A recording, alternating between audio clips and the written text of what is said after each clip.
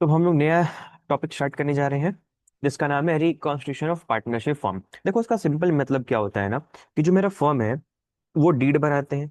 ठीक है। तो वो जो डीड रहता है ना, वो डीड, पुराना डीड खत्म हो गई, अगर एक नया डीड बनता है उसको हम लोग बोलते हैं रिकॉन्स्टिट्यूशन। अब ये काम कब होता है? अच्छा, इसको हम लोग रिकॉन्स्टिट्यूशन ऑफ पार्टनरशिप और पार्टनरशिप फॉर्म भी बोलेंगे। क्या है ये? It leads to the dissolution of partnership deed. यहाँ पार्टनरशिप डीड का डिसोल्यूशन हो रहा है, ना कि पार्टनरशिप फर्म का। यहाँ खाली डीड खत्म हो रहा है, एक नया डीड बनेगा। पार्टनरशिप बिजनेस खत्म नहीं हो रहा है। ठीक है। ये कब होगा? मान लो पीएसआर चेंज होगा, तो पीएसआर चेंज होने के बाद बहुत सारा टर्म कंडीशन भी चेंज होगा, तो इसलिए डीड चेंज होगा। एडमिशन का टाइम में होगा, रिटायरमेंट का टाइम में होगा, डेथ का टाइम में होगा, एंड अमालगमेशन। चलो, ये अमालगमेशन तुम्हारे सिलेबस का पार्ट नहीं है। ठीक है। अब in all above cases reconstitution of partnership happens and every time it leads to the change in PSR. मतलब जब भी रिकॉन्स्टिट्यूशन होगा, हमेशा एंड हमेशा क्या होगा? मेरा जो पीएसआर है वो चेंज होगा। ठीक है। तो चलो, सबसे पहले हम स्टार्ट करते हैं change in the profit sharing ratio. इसमें क्या सिंपल बात यह है कि यहाँ पास पार्टनर का कोई चेंजेस नहीं होने वाला, पार्टनर कम बेसी नहीं होने वाले। सिंपल उनका जो ओनरशिप है, उनका जो प्रॉफिट में और लॉस में जो शेयरिंग का हिस्सा है, वो उसमें चेंजेस हुआ। ठीक है। जैसे कि मान लो A loses its 5% ownership and B gets that share, and in respect of that A get paid from B। मतलब A का देखो, पहले चारों का A B C D, चारों का कितना था? 25 25 25 एंड 25। क्या हुआ? ए अपना 5% लूज कर दिया, तो देखो अब ए का कितना बच गया? 20%। बी को कुछ, और बी को वो 20% मिल गया, तो बी का कितना हो गया? 30% हो गया। सी और डी का कोई चेंजेस नहीं हुआ। तो बताओ, क्या ये फ्री में दे देगा पैसा? नहीं। ए अगर अपना जो शेयर सैक्रिफाइस कर रहा है, तो वो पैसा, उसके बदले कुछ पैसा बी को देना पड़ेगा। अब बी क्या चीज के लिए पैसा देगा? देखो, for goodwill, because A is selling it share, so he gets compensation for share of goodwill. सोचो ना, तुम, तुम्हारे पास 25% ओनरशिप था बिजनेस का। ठीक है। तुम जीरो से अब तक उस बिजनेस को ग्रो किए, प्रॉफिट का बिजनेस को इतना अच्छा कर पाए कि बिजनेस एक बहुत अच्छा प्रॉफिट पे आ गया, उसका रेपुटेशन बन गया। एंड अब आगे चल के अगर वो कोई पर्सन, कोई नया पार्टनर या फिर कोई भी ओल्ड पार्टनर उस शेयर को खरीद लेता है, तो उस केस में क्या होगा? उसको तो गारंटी हो गया ना कि उसको प्रॉफिट मिलेगा। क्योंकि देखो, अगर एक रेपुटेशन बन जाने के बाद बहुत कम चांसेस होता है कि बिजनेस डाउनफॉल में जाएगा। ठीक है। उसको तो बिना मेहनत किए उतने शेयर पे जितना उसको एक्स्ट्रा मिला, जैसे कि इस केस में 5% जो बी को एक्स्ट्रा मिल रहा है, इसके ऊपर तो बी को जो 5% एक्स्ट्रा मिला, इसको तो अब तक कोई मेहनत करना नहीं पड़ा। जितना मेहनत किया वो एक किया, तो इसके बदले गुडविल का भी जो पैसा है, गुडविल का पैसा कब मिलेगा? जब बिजनेस बिकेगा तब। लेकिन अभी तक के लिए जो भी बिजनेस का जो गुडविल होगा, उस पे उसको पेमेंट करना पड़ेगा। कौन सा गुडविल? सेल्फ जनरेटेड गुडविल का। ठीक है। तो यहां पास अगर बी ए का शेयर लेगा, तो सेल्फ जनरेटेड गुडविल का पेमेंट करते हुए चलेगा। उसके बाद उस डेट तक जो भी reserve and surplus, accumulated profit और लॉसेस, रिवैल्यूएशन प्रॉफिट और लॉसेस, वो सारा होगा, वो सब ओल्ड पार्टनर के बीच में ओल्ड रेशियो में बढ़ जाएगा। एंड आखिरी टॉपिक है मेरा कैपिटल एडजस्टमेंट। क्लियर है यहां तक? अब देखो, सबसे पहले मेरे को यहाँ पे निकालना पड़ता है कि सैक्रिफाइसिंग शेयर क्या होता है और गेनिंग शेयर क्या होता है। सिंपल सा भी देखो ना, अभी तो ये ना, ए का पहले था 25%, अब ए का हो गया 20%। तो ए 5% अपना शेयर बी को दिया, तो उसका मतलब 5% क्या आया? यही है मेरा सेक्रीफाइसिंग शेयर या सेक्रीफाइसिंग परसेंटेज, एक तरह से कह लो। बट हमको यहाँ क्या निकालना है? शेयर निकालना है। तो शेयर, सेक्रीफाइसिंग शेयर कैसे निकलेगा? Old minus new, old share minus new share. जैसे कि 25 माइनस 20, तो 5 जो आया वो मेरा क्या आया? सेक्रीफाइसिंग शेयर आया। अब देखो, हम लोग एक ही चीज लेके चलेंगे, हम लोग दो फॉर्मूला याद करते हुए नहीं चलेंगे। सिंपल ओल्ड माइनस न्यू करेंगे। अगर आंसर पॉजिटिव आया तो वो सैक्रिफाइसिंग शेयर, और अगर आंसर नेगेटिव आया तो गेनिंग शेयर। और उसके अगर गेनिंग आ रहा है तो हम लोग नेगेटिव को इग्नोर करते हुए चलेंगे। क्लियर है यहां तक? अब देखो, ट्रीटमेंट सबसे पहले गुडविल का क्या क्या होगा। देखो, सेल्फ जनरेटेड गुडविल का जो ट्रीटमेंट होगा, सिंपल सी बात है कि सबसे पहले हम निकालेंगे फर्म गुडविल। अब फर्म गुडविल कैसे निकलेगा? एग्जाम्पल देखो यहाँ। फॉर एग्जाम्पल, ए और बी पार्टनर है, उन लोग का रेशियो है 4:1। ठीक है। 4:1 अपना प्रॉफिट एंड लॉसेस शेयर करते थे। बट अब डिसाइड कर रहे हैं कि फ्यूचर में वो लोग कितना प्रॉफिट शेयर करेंगे? 3:2 करेंगे। तो अब सिंपल देखो, पहले क्या था ए और बी के बीच में? 4:1। अब क्या हो गया? 3:2। तो ए का ओल्ड कितना था? 4/5। न्यू कितना था? 3/5। तो यहाँ पास क्या आया आंसर? 1 - 5। तो ए क्या कर रहा है? सेक्रीफाइस कर रहा है। बी का देखो 1/5 था, अब बी का 2/5 हो गया, इसका मतलब -1/5, मतलब ये क्या कर रहा है, गेन कर रहा है। मतलब ए अपना 1/5 शेयर बी को दे रहा है, और बी को वो शेयर गेन हो जाता है। यहाँ पर ए सेक्रीफाइस कर रहा है, बी गेन कर रहा है, तो इसका मतलब जो गुडविल का पैसा है बी को देना पड़ेगा, किसको देना पड़ेगा, ए को देना पड़ेगा। तो इसके लिए हम क्या निकालते हैं, सबसे पहले फर्म गुडविल कैलकुलेट करेंगे। ठीक है, मेरा फर्म गुडविल कितना है उसको मल्टीप्लाई करेंगे सैक्रिफाइसिंग शेयर से। तो यहाँ क्या मिलेगा, अगर हम फर्म गुडविल को सैक्रिफाइसिंग शेयर से मल्टीप्लाई करते हैं तो मेरे को जो अमाउंट आएगा वो अमाउंट क्या आएगा, जितना पैसा सैक्रिफाइसिंग पार्टनर को मिलेगा, किस चीज के लिए, गुडविल के लिए। ठीक है, firm goodwill multiply sacrificing share, क्योंकि देखो फर्म गुडविल का पूरा पैसा कब मिलेगा, जब वो बिजनेस बिकेगा तब। लेकिन अभी जब वो जो सैक्रिफाइस जितना शेयर किया है, तो गुडविल मल्टीप्लाई सैक्रिफाइसिंग शेयर, तो इतना पैसा यहां पर किसको मिलेगा, ए को मिलेगा। और अगर यही गुडविल मल्टीप्लाई गेनिंग शेयर, तो इतना पैसा जो आएगा ये क्या है, बी को देना पड़ेगा गुडविल के लिए, क्योंकि देखो जब बिजनेस बिकेगा तब ना गुडविल का पैसा आएगा। बट अभी तुम शेयर तो बेच दे रहे हो, तो आज के हिसाब से तुम्हारे बिजनेस का जो भी गुडविल होगा उसके हिसाब से बी को पेमेंट करना पड़ेगा। तो फर्म गुडविल निकालेंगे अगर दिया हुआ रहेगा क्वेश्चन में, तो well and good. Gaining share से मल्टीप्लाई करेंगे, जो अमाउंट आएगा वो क्या आ जाएगा, गेनिंग पार्टनर को इतना पैसा देना पड़ेगा, सेक्रीफाइसिंग पार्टनर कहता है, गेनिंग पार्टनर कौन है, बी। तो बी को इतना पैसा देना पड़ेगा, और यहाँ जो आएगा वो ए को इतना पैसा मिलेगा। तो चलो इस क्वेश्चन में देखो क्या था मेरा फर्म गुडविल, देखो गुडविल इज 2 लाख, तो अगर मेरा फर्म गुडविल 2 लाख है, तो बताओ ए के लिए, ए के लिए क्या आएगा, 2 लाख रुपए मेरा गुडविल है, और ए का सेक्रीफाइसिंग शेयर कितना है, 1/5। तो 2 लाख मल्टीप्लाई 1/5 क्या आएगा, 40,000। तो 40,000 ए को मिलेगा, क्यों, क्योंकि वो अपना शेयर सेक्रीफाइस किया है। एंड 2 लाख का 1/5, यहाँ पे वही 40,000 आएगा, ये 40,000 बी को क्या करना पड़ेगा, देना पड़ेगा, क्यों, क्योंकि बी को शेयर गेन हुआ है। यहां तक बात क्लियर आया। अब समझो सिंपल सा बात, कि अगर किसी पार्टनर का कैपिटल कम होगा, ठीक है, अगर पार्टनर कैपिटल कम होगा तो लाइबिलिटी कम होगा, लाइबिलिटी कम होगा तो उसको हम लोग क्या करेंगे, डेबिट करेंगे। और अगर किसी पार्टनर का कैपिटल बढ़ेगा तो लाइबिलिटी बढ़ेगा, फर्म के लिए लाइबिलिटी बढ़ेगा, तो वो कैपिटल अकाउंट क्या होगा, बढ़ेगा, क्रेडिट में जाएगा। क्यों, सिंपल सा बात है, ये जो एडजस्टमेंट करेंगे वो तो कैपिटल से ही होने वाला है ना, फर्म ही करने वाला है। तो फर्म को अगर किसी पार्टनर का कैपिटल कम करना है तो उसको डेबिट करेगा, और किसी का कैपिटल बढ़ाना है तो उसको क्रेडिट करेगा। तो अब देखो यहाँ पास ए को मिलेगा पैसा तो ए का कैपिटल बढ़ेगा, और बी को देना पड़ेगा तो बी का कैपिटल क्या होगा, कम होगा। तो एंट्री क्या बनेगा, B capital to A capital, कितना अमाउंट, 40,000, 40,000। तो यहीं से एंट्री बन गया क्या, gaining partner capital account debit to sacrificing partner capital account. Clear है। तो जो पार्टनर गेन करेगा उसका कैपिटल अकाउंट डेबिट होगा, जो पार्टनर सेक्रीफाइस करेगा उसका कैपिटल अकाउंट क्रेडिट होगा, और अमाउंट निकालना सिखा दी, वही चीज यहाँ पर फॉर्मूला में लिखा होगा। क्लियर है।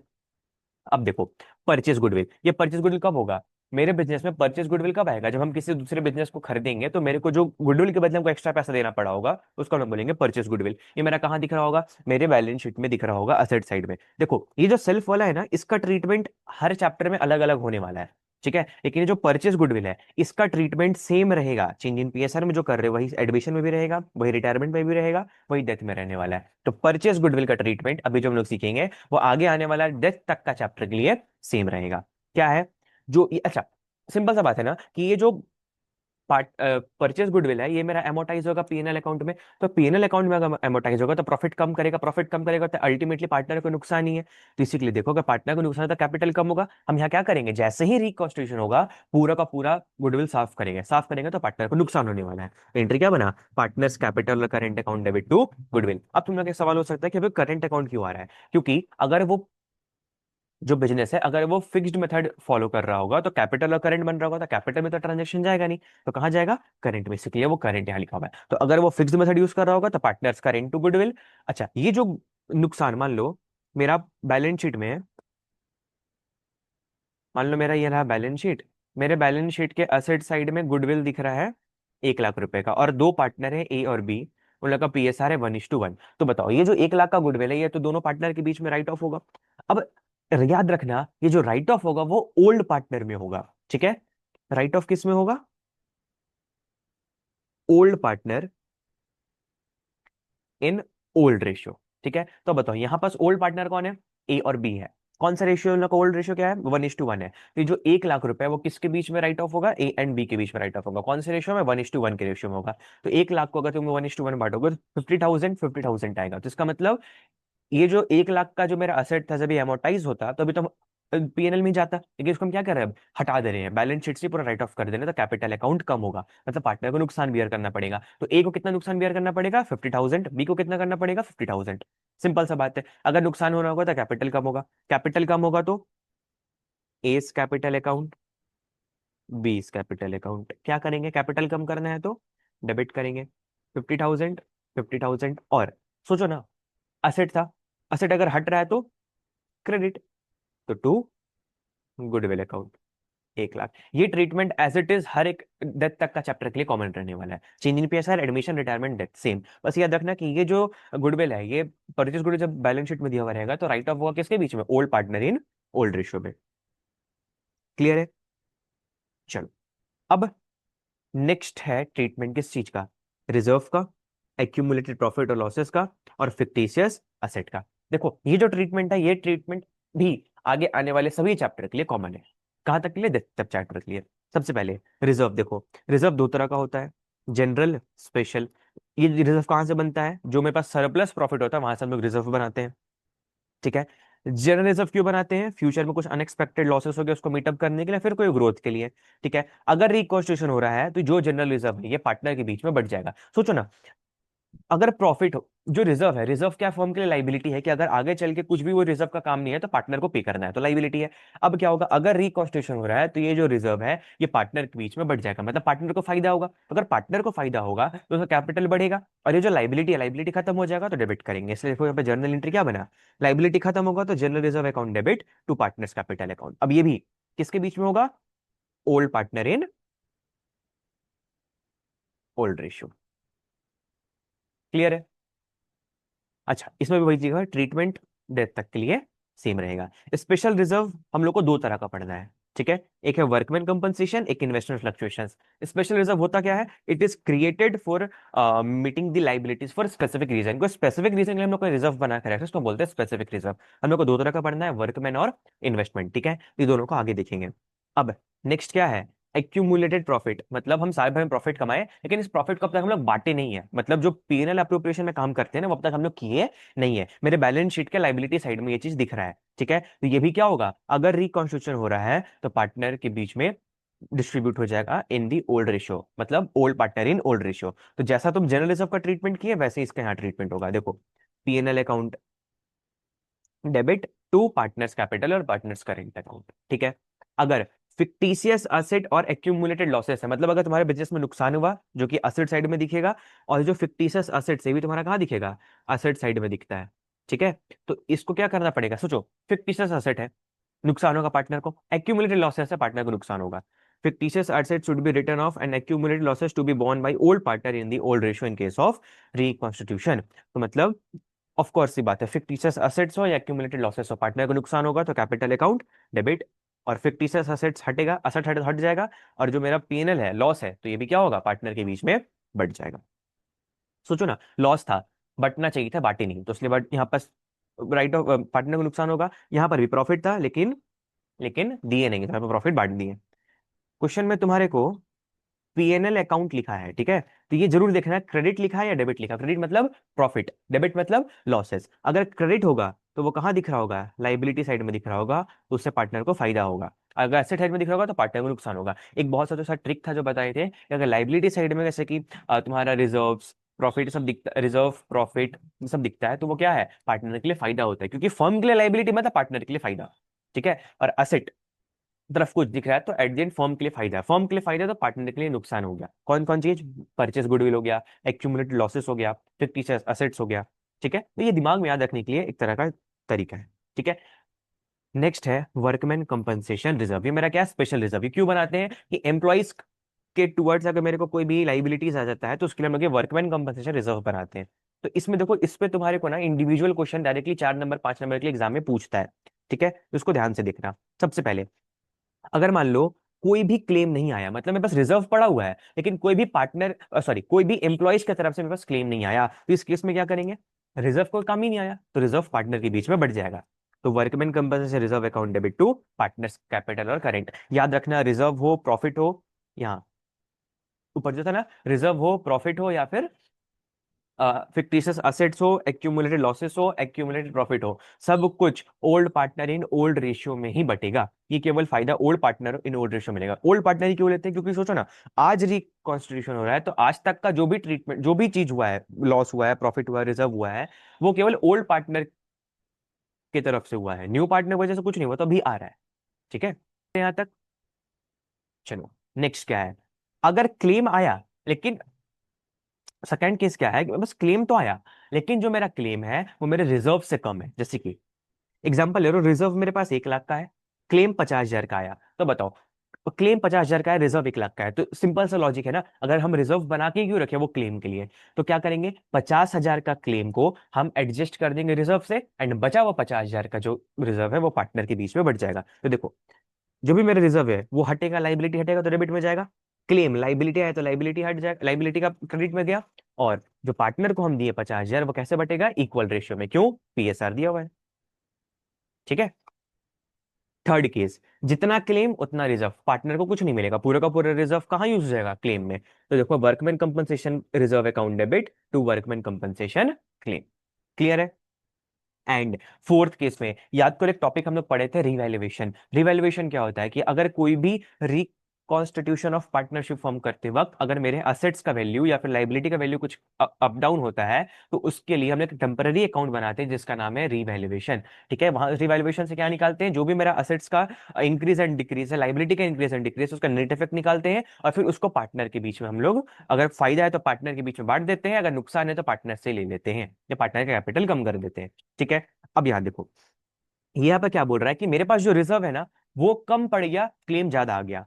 मतलब देखो, मेरे पास रिजर्व है 2 लाख का, लेकिन क्लेम आ गया 2.5 लाख का, तो क्या होगा, जो 2.5 लाख का क्लेम है उसमें से 2 लाख का क्लेम में तो रिजर्व है, लेकिन 50,000 का जो क्लेम आया ना, वो जो 50,000 का एक्स्ट्रा क्लेम है वो तो मेरे लिए नुकसान है, लाइबिलिटी है, तो वो लाइबिलिटी इंक्रीज हो गया, तो वो कहाँ ट्रांसफर हो जाएगा, रिवैल्यूएशन अकाउंट में। तो देखो, जो मेरा 2.5 लाख का लाइबिलिटी है, तो मेरा 2 लाख का वर्कमैन कंपनसेशन रिजर्व से सेट ऑफ होगा, बाकी का 50,000 रिवैल्यूएशन अकाउंट में जाएगा। अगर इंडिविजुअल क्वेश्चन आया तो इंडिविजुअल क्वेश्चन में ये मेरा जो रिवैल्यूएशन है, तो लॉस, पार्टनर को नुकसान ही होने वाला क्योंकि लाइबिलिटी आया, इसलिए देखो, partners capital account debit to revaluation account, and ये लॉस कैसे बटेगा, इक्वल में बढ़ जाएगा, क्योंकि रेशियो क्या है, इक्वल है। लेकिन ये ट्रीटमेंट थर्ड वाला तभी करना जब तुम्हारे कोई इंडिविजुअल क्वेश्चन पूछा है। अगर तुम रिवैल्यूएशन अकाउंट बना रहे हो तो ये अलग से करने का कोई जरूरत नहीं है। क्लियर है ये चारों केस? ये एग्जाम में मोस्टली पूछेगा, 3-4 नंबर के लिए इंडिविजुअल क्वेश्चन बन सकता है, तो एमसीक्यू में पूछ सकता है। ठीक है। ये भी इसका भी ट्रीटमेंट आगे आने वाले हर चैप्टर डेथ तक के लिए सेम है। Next, investment fluctuation reserve. अब ये कि हम लोग क्यों बनाते हैं, सिंपल सा बात है, इन्वेस्टमेंट का भी वैल्यू अप डाउन होता है, तो वो जो लॉस है उस लॉस से बचने के लिए हम लोग आईएफआर बनाते हैं। इसका मतलब, अगर इन्वेस्टमेंट में मेरे को नुकसान होगा तभी इस आईएफआर का काम है, अदरवाइज कोई काम नहीं है। तो तीन केस हो सकता है, इन्वेस्टमेंट जितना था उतना ही रहेगा, इन्वेस्टमेंट बढ़ गया, या इन्वेस्टमेंट घट गया। तो इन्वेस्टमेंट जितना था उतना ही रहेगा, या फिर इन्वेस्टमेंट बढ़ गया। इस केस में आईएफआर जो इन्वेस्टमेंट फ्लक्चुएशन रिजर्व है उसका कोई काम नहीं। तो पहला केस क्या है, इन्वेस्टमेंट का मार्केट वैल्यू में कोई चेंज नहीं हुआ था। अगर मार्केट वैल्यू में कोई चेंज नहीं हुआ तो जो मेरा आईएफआर है वो पूरा का पूरा पार्टनर में बढ़ जाएगा, तो IFR account debit to partners capital और करेंट अकाउंट।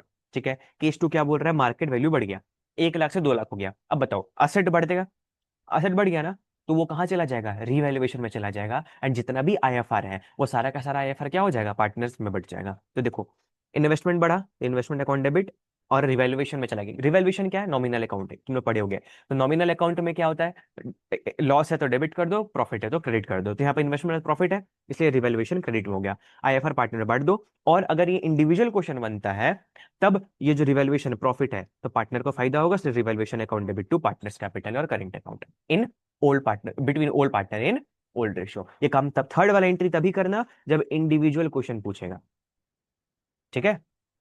और थर्ड केस क्या है, मेरे को नुकसान आएगा। अब नुकसान में भी तीन केस बन सकता है, मेरे पास जितना रिजर्व है उससे कम का नुकसान हुआ, मेरे पास जितना रिजर्व है उससे उसके बराबर का नुकसान हुआ, मेरे पास जितना रिजर्व है उससे ज्यादा का नुकसान हुआ। तो सोचो, मेरे पास एग्जांपल ले लो, 1 लाख का इन्वेस्टमेंट था, रिजर्व 10,000 था, आज 95 हो गया है, कितना का नुकसान हुआ? 5,000 का। रिजर्व कितना है? 10,000 का। तो देखो 5,000 का आईएफआर यूज होगा इन्वेस्टमेंट जो गिरा उसके लिए, और बाकी का 5,000 क्या होगा? पार्टनर्स में बढ़ जाएगा। ठीक है। सेकंड केस क्या है? 1 लाख का मेरा इन्वेस्टमेंट था, 90,000 आज का वैल्यू है और 10,000 का रिजर्व है। कितना से गिरा इन्वेस्टमेंट? 10,000 से। रिजर्व कितना है? 10,000 का। तो देखो रिजर्व यूज हो गया इन्वेस्टमेंट से, मतलब यहाँ पर कोई भी पार्टनर को रिजर्व नहीं मिलेगा। आगे क्या बोल रहा है? 1 लाख का इन्वेस्टमेंट था, 85 हो गया, मतलब लॉस कितना हो गया? 15,000 का। रिजर्व कितना है? 10,000 का। तो मतलब 15,000 का लॉस को कंपनसेट के लिए 10,000 का रिजर्व तो है, तो वहां से 10,000 सेट ऑफ हो जाएगा। लेकिन जो 5,000 का एक्स्ट्रा नुकसान है, वो नुकसान कहाँ चला जाएगा? रिवैल्यूएशन में। क्यों? क्योंकि इन्वेस्टमेंट का वैल्यू गिरा था। ठीक है। एंड अगर इंडिविजुअल होगा तो ये नुकसान पार्टनर के बीच में यहीं पर हम लोग बांट लेंगे। ठीक है। क्लियर है? चलो, अब आ गया रिवैल्यूएशन अकाउंट। सिंपल है, रिवैल्यूएशन अकाउंट कब बनाते हैं? जब रिकॉन्स्टिट्यूशन होता है, अगर कोई असेट का वैल्यू बढ़ गया, घट गया, लाइबिलिटी का वैल्यू बढ़ गया, घट गया, या फिर कोई अनरिकॉर्डेड असेट्स और लाइबिलिटी है, तब इसको बनाते हैं और फिर नेट प्रॉफिट निकालते हैं। ठीक है। अब देखो सिंपल सा बात, रिवैल्यूएशन क्या है? नॉमिनल अकाउंट है। लॉस और एक्सपेंस होगा डेबिट, प्रॉफिट और इनकम होगा क्रेडिट। ठीक है। अब देखो असेट का वैल्यू गिरा, अच्छा यहां पास ना चेंज इन वैल्यू लेते हैं, मतलब 1 लाख का था, 90,000 हो गया, तो 90,000 नहीं लेंगे, 10,000 लेंगे, क्योंकि चेंज लेंगे। ठीक है।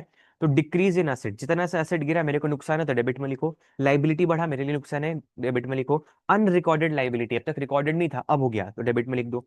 उसके बाद इंक्रीज इन एसेट, इस एसेट जितना से बढ़ा प्रॉफिट है क्रेडिट में लिखो, लाइबिलिटी कम हुआ प्रॉफिट है क्रेडिट में लिखो, और कोई अनरिकॉर्डेड एसेट है उसको भी क्रेडिट में लिखो। एंड इसके बाद बैलेंस निकाल लो, प्रॉफिट होगा तो डेबिट में लिख दो, क्रेडिट होगा तो सॉरी लॉस होगा तो क्रेडिट में लिख दो। और ये जो प्रॉफिट और लॉस है, ये भी किसके बीच बटेगा? Old partner in old ratio में बटेगा। ठीक है। एंड जब तुम रिवैल्यूएशन अकाउंट बनाओगे तो याद रखना, जब भी बैलेंस शीट बनेगा तो न्यू वैल्यू लेना बैलेंस शीट में, ओल्ड वैल्यू मत लेना। मतलब मेरे पास पहले से जो पुराना बैलेंस शीट था उसमें 1 लाख रुपए था, आज उसका वैल्यू हो गया 90,000। ठीक है। तो तुम क्या किए? 10,000 से ये जो मान लो एसेट था, ठीक है, तो 10,000 से जो एसेट गिरा इसको तुम रिवैल्यूएशन में डाले होगे। ठीक है। और जब बैलेंस शीट अब नया इस फाइनेंशियल ईयर का बनाओगे, तो वो असेट को अब तुम 1 लाख में नहीं दिखाओगे, मार्केट वैल्यू पे दिखाओगे, जो कि मार्केट वैल्यू क्या है? 90,000। तो जब बैलेंस शीट बनेगा तो उस बैलेंस शीट का जो असेट जब लिखेंगे, ये वाला असेट, तो 1 लाख नहीं लिखेंगे, 90,000 लिखेंगे। क्लियर है यहाँ तक? इसका भी ट्रीटमेंट डेथ तक के लिए सेम। ठीक है। एंड इस चैप्टर का I think one of the most important topic, जिसका नाम है ट्रीटमेंट ऑफ एडजस्टमेंट एंट्री। मतलब ये ट्रीटमेंट ऑफ एडजस्टमेंट एंट्री हम लोग पास कब करते हैं, और ये भी चैप्टर सबके लिए सेम है। अगर बिजनेस में फर्म चाहता है कि देखो तुम्हारे पास रिजर्व है, तुम्हारे पास वैल्यूएशन प्रॉफिट है एंड सारा कुछ है, ठीक है, लॉस है एंड जो भी हम लोग देखें कि जो हर चैप्टर के लिए सेम रहेगा, फर्म बोलता है हम उसको बांटेंगे नहीं। ठीक है। हाँ, तुम्हारे का जितना आगे चल के फर्क पड़ने वाला है, लाइक जितना से तुम्हारा sacrificing share and gaining share है, उसके बीच में तुम डिस्ट्रीब्यूट कर लो। जितना का तुमको आगे चल के नुकसान होने वाला है, जितना से तुमको फायदा होने वाला है, तुम उतना में आपस में बांट लो। फ्यूचर में जब बटेगा तब तुम लोगों में कंपनसेशन हो जाएगा। ठीक है। तो इस केस में मेरे को क्या करना पड़ता है? नेट इफेक्ट निकालना पड़ता है। तो देखो इसके लिए हम क्या सिखाए थे? 2 टेबल सिखाए थे। क्या बोले थे? Treatment of reserve, accumulated profit and losses, जो भी परचेस गुडविल हो गया, रिजर्व हो गया, एक्यूमुलेटेड लॉसेस हो गया, स्पेशल रिजर्व हो गया, उसको एक जगह लिखो। ठीक है। प्रॉफिट है तो प्लस में लिखो, प्रॉफिट है तो प्लस में लिखो, लॉस है तो नेगेटिव में लिखो। यहाँ से नेट इफेक्ट निकाल लो। किसका नेट इफेक्ट निकाले? रिवैल्यूएशन छोड़ करके। फिर जैसे रिवैल्यूएशन अकाउंट बनाते थे वैसे ही करोगे, बट टेबल मत बनाना। एसेट बढ़ा, फायदा, लाइबिलिटी बढ़ा, नुकसान, एसेट डिक्रीज हुआ, नुकसान, लाइबिलिटी डिक्रीज हुआ, फायदा, एसेट बढ़ा, एसेट रिकॉर्डेड नहीं था, एसेट आ गया, फायदा, अनलिमिटेड सॉरी अनरिकॉर्डेड लाइबिलिटी नहीं था, नुकसान हो गया। यहाँ से नेट इफेक्ट निकला। तो अब इन दोनों नेट इफेक्ट को क्या कर दो?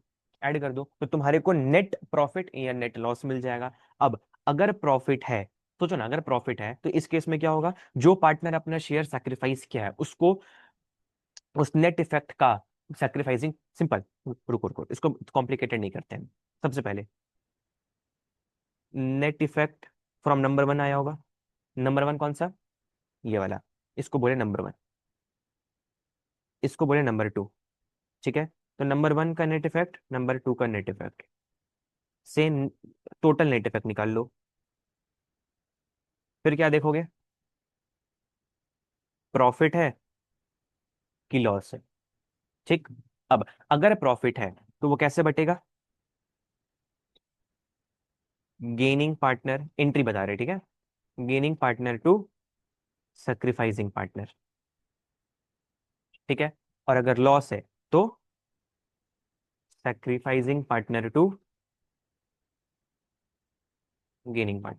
इसको हम इन डिटेल बहुत अच्छे से एक्सप्लेन किए हैं। अभी बस इस बात को ध्यान रखना कि अगर प्रॉफिट होगा तो गेनिंग टू सैक्रिफाइसिंग होगा, लॉस होगा तो सैक्रिफाइसिंग टू गेनिंग होगा। जैसे कि तुम सेल्फ जनरेटेड गुडविल के कैलकुलेशन किए थे जब से गेनिंग और सैक्रिफाइसिंग में बांटते थे, सेम वही करना है। तो इस नेट इफेक्ट को, जो भी टोटल नेट इफेक्ट आया, इसको कैसे बांटोगे, सैक्रिफाइसिंग शेयर में और गेनिंग शेयर में, ठीक है। वहां से अमाउंट निकाल लोगे। मान लो नेट इफेक्ट है 1 लाख, और सैक्रिफाइसिंग शेयर गेनिंग शेयर तुम्हारे को पता होगा, उसके हिसाब से अमाउंट निकालो। और अगर प्रॉफिट है तो गेनिंग टू सैक्रिफाइसिंग, और अगर लॉस है तो सैक्रिफाइसिंग टू गेनिंग। क्लियर है। तो ये था तुम्हारा पूरा chapter number 3, change in PSR. यहाँ खाली इस चैप्टर पे जो एक ट्रीटमेंट है सेल्फ जनरेटेड का, वो हर चैप्टर में बदलेगा, अदरवाइज आने वाले हर चैप्टर में ये सारा ट्रीटमेंट दिखेगा और सब में ये ट्रीटमेंट सेम रहेगा। तो one of the most important topic होगी। क्लियर है यहाँ तक? ठीक है। Thank you.